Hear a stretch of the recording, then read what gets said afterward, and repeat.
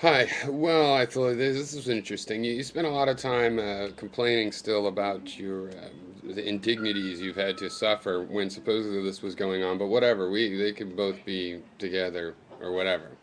You and your more passive sounding style have insulted my idea from the outset, and I don't mind. I didn't whine about it. I'm not going to start whining about it.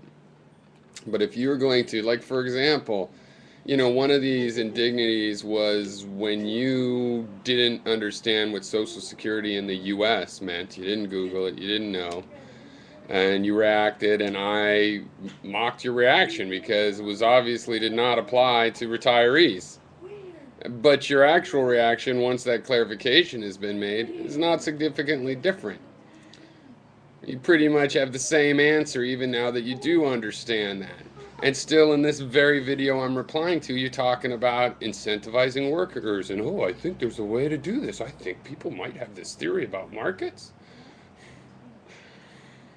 It does all kinds of things. And you said incentivize workers again.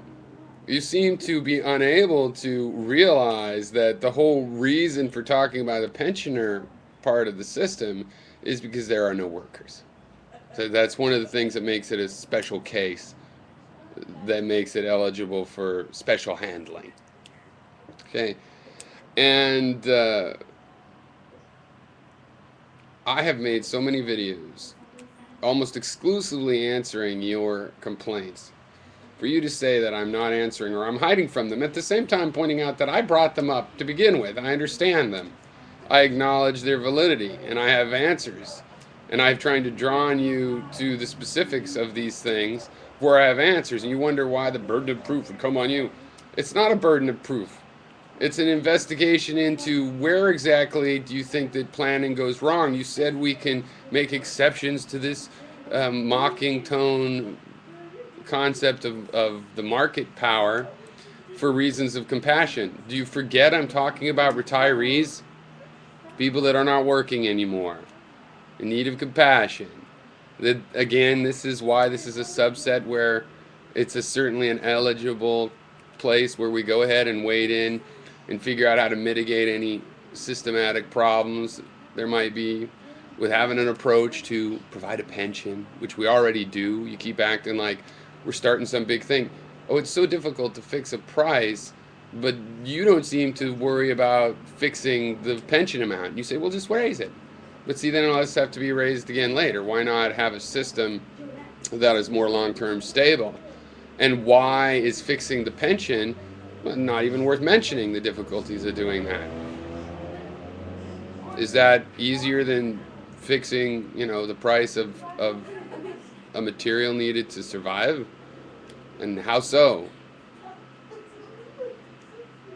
Well, why is that not a problem? And you have not answered my specific in this case of when you set prices, then instead of just giving them more money in general, you are in effect only giving money to subsidize a particular good. If a person doesn't buy that good, you don't end up giving them more money that they spend on something else, which gives you more fine-tuned control, which gives you more ability to address the problems in the system, the other problems we were talking about.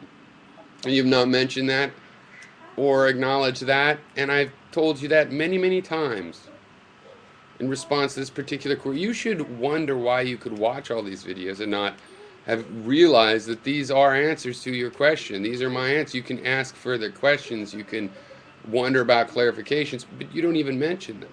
You don't even know. How am I supposed to know what more information you need to really understand those ideas when you act like you hadn't seen them all and you complain about having seen none, not even any attempts?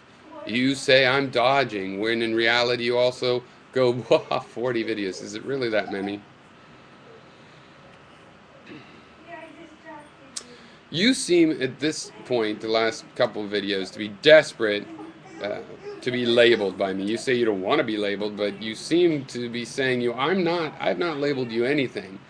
For example, even in this last criticism where I call you unfair, I'm not saying you're an unfair kind of person. You're this kind of person. You will always do this unfair behavior. No, I'm calling the behavior unfair. You wouldn't let me initiate the inquiry. That is what I'm calling unfair.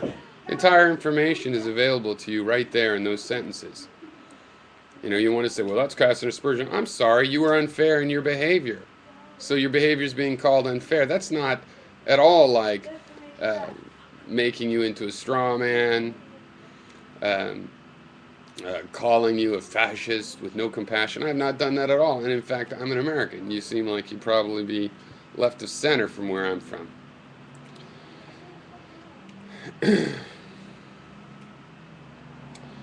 You played clips of me talking about parallelizing decision making. And there's various ways to do that. Market is one, and I was talking about that right in the context that you cut that quote from.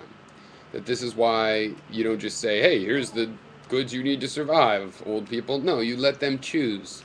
So you put the goods in the station, market, where they can then do the final allotment and make all the actual adjustments and decide for themselves what they need, both because of their different tastes and also their different needs. Okay. But there's other ways too. I mean, you can involve the scientific community so that there's a peer review process involved with making recommendations. Have you ever heard of that? I heard that works sometimes. Now, your point about fixed income is not fixed if you can raise it. No, it's still fixed. It's different. The dynamism of the economy, in contrast to which we call it fixed, is the dynamism of a worker that has growth potential, that is still making investment and time decisions, personal investment of their time and effort, as well as monetary investment. These people are retired and on a fixed income, meaning they're just collecting it from the state. Yes, it can go up, and so can the fixed prices. They don't have to be fixed forever. They will be adjusted. The fact that they're fixed refers to the fact that they're pinned to something else, which is how much money the pensioners are getting. So, for example, let's say you were just going to raise the price of all the goods. We have to raise the amount of the pension as well. These things would be fixed to each other into certain commodity prices. And this is a way you get away from having just one person. And you use your funny, scary voice about the one person, but I brought that up. I'm very concerned of that, and that's why I've told you many times I don't like systems without markets in them. And even this commissary idea, well, it is a kind of market. It's a little bit more fixed than a free market, just a private market, and that's because it's for a group of people that are no longer workers. Okay, let's see. I took a couple notes. Oh yeah, you mocked the idea that managing a budget is not managing resources, and I really don't care how economists talk. I think you're mistaken, actually. But the fact is that a budget is a resource. So this is philosophy. The word also means a budget, a monetary budget. These are resources people use for some ends, so those are resources. And of course, consumers compete for goods. You could see it literally at a holiday time where people are literally competing to get in there first and be the first one, and sometimes physically competing. But in general, it's always true. A lot of things are sold at a price, and the issue for a consumer is not that the price is going to go up because more people want it, but just that it's going to go faster. The price might go up next time, since the seller has realized that there's this demand. But in the here and now, the issue for the consumer is that they might have to move quickly to get it, or know a good place, or know somebody that'll hold a few for them.